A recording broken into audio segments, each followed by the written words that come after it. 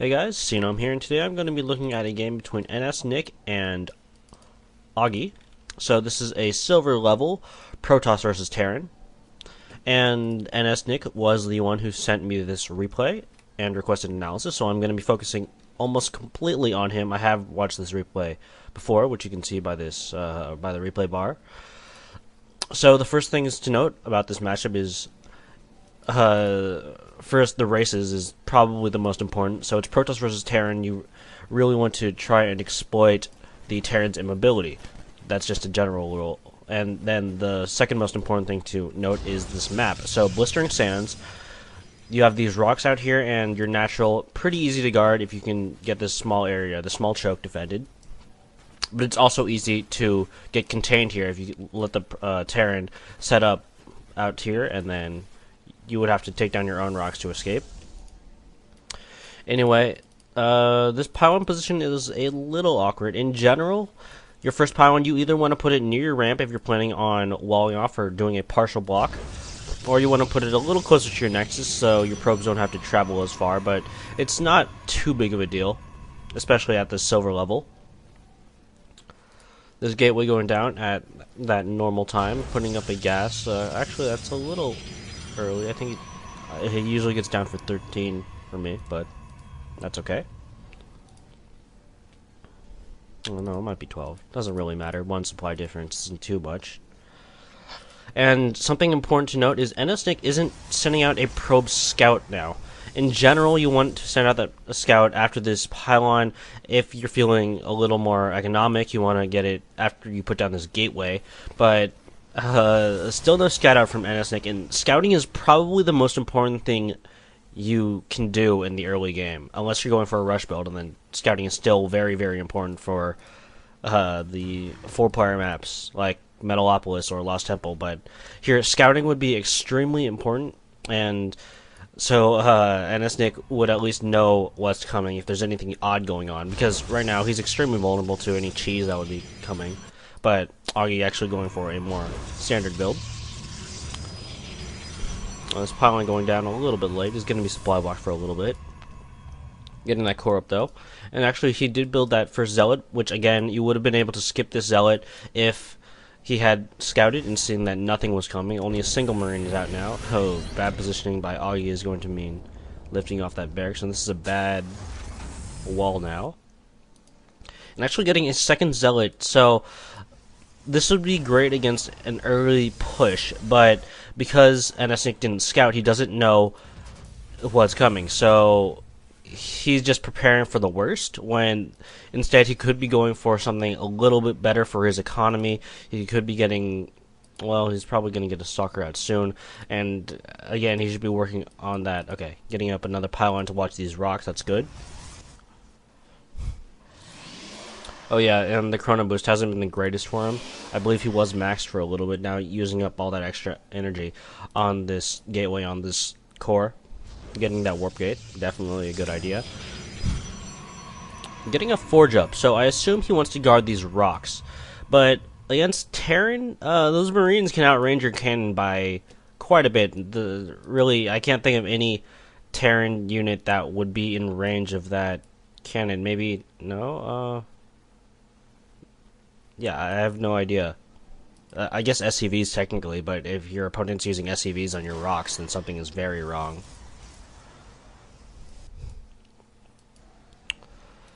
That warp gate tech almost done. Still only on one gate. This is a little strange. So he did build all these units really early without scouting because he's just worried about that early push. But with just one gate, it's going to be hard to keep up an early army. And he does have this forge done now. Oh, looks like he's expanding.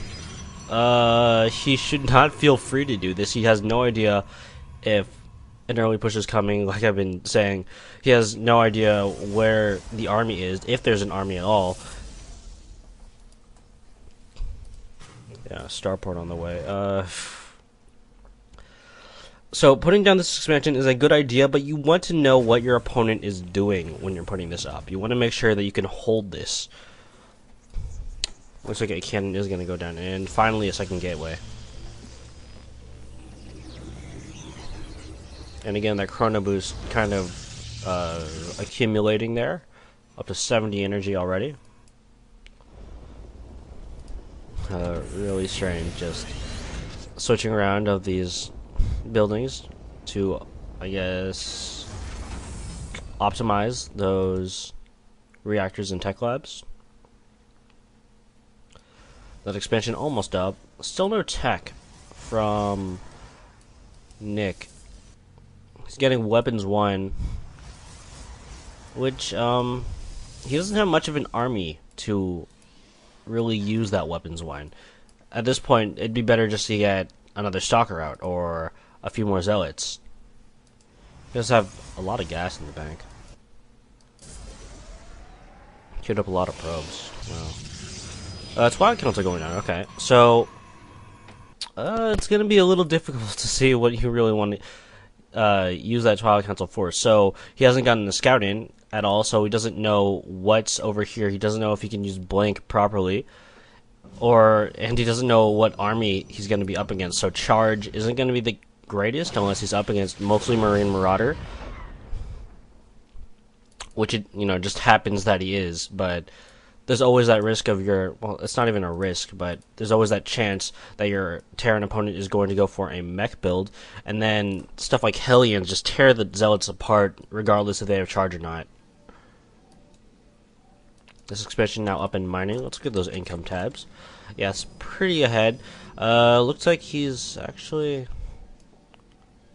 I think there were only 2 probes mining at this one. Yeah, only 2. So, not really mining at its full capacity, not even mining gas at these. And having these idle warp gates, relatively small army as well. But, this money is getting pretty high, 800, 600 so far, and it's only getting higher. He's not really using it to the best of his ability. He has the Twilight Council up, not using that either, and not going for an Archives or a Dark Shrine. Okay, he did send out these Zealots. That's a good idea. I mean, he does have probes to spare, and he could have sent out probes to scout out these towers as well. He's going to put up a pylon over here. So this probe, if it's just going to sit here, he might as well bring that Zealot back or do a little scouting with it. Check out to see if his opponent is expanded. Check out to see if any of the other bases are being taken, or maybe even just put it in a different spot so he'll see something coming. He is going to scout out these medevacs. And will they drop here? Looks like not. Looks like they're just going to run back home. So he should be bringing this army. There we go. And this Twilight Council is pretty exposed if those medevacs get far enough to see it. Looks like they will. So that's pretty likely going to go down unless he wants to go directly for the probe line. No. Looks like it's an all Marauder drop. That's pretty interesting. So Marauders do decent. Not the best. This Guardian Shield in a poor position. Not going to cover all the units.